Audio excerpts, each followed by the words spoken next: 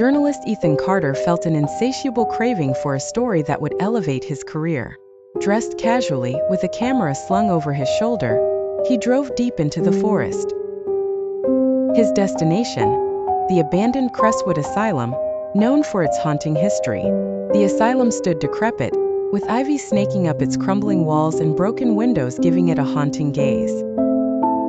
Ethan parked his car and approached the building, feeling the weight of its mysterious past pressing on his chest. Inside, he cautiously made his way through dark, narrow hallways, every step causing loose rubble to crunch beneath his feet. Rusty hospital beds and decaying medical equipment littered the corridors, and dim, flickering lights cast long, eerie shadows on the peeling walls. The smell of mildew and decay was almost overwhelming. As he ventured deeper, Ethan's camera caught something his eyes couldn't: fleeting images of ghostly figures in hospital gowns. Suddenly, he saw a ghostly figure in a straitjacket silently screaming from a corner, but when he turned, it was gone. His pulse quickened.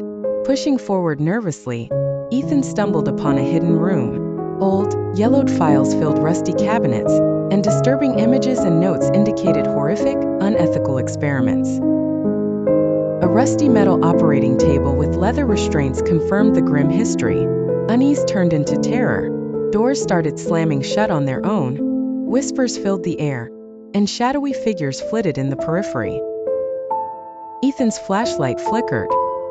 He felt an ominous presence and heard footsteps that weren't his own echoing in the corridors. Panic seized him. A sudden and frantic chase ensued. Ethan was pursued by a terrifying, vengeful spirit of a doctor, its face twisted in a permanent scream. The walls seemed to close in, and every turn seemed to lead him further into the maze. His lungs burned, and adrenaline surged as he barely squeezed through a narrow window, tumbling onto the dew-kissed grass outside as the first rays of sun began to pierce the darkness. Breathless and terrified, Ethan looked back at the asylum, now dark and silent as if mocking him. Days later, back in his office, Ethan glanced through the photos on his camera and froze. Ghostly figures stared back at him from the images, ones he hadn't seen when he was there. A mix of disbelief and horror played on his face. The screen fades to black.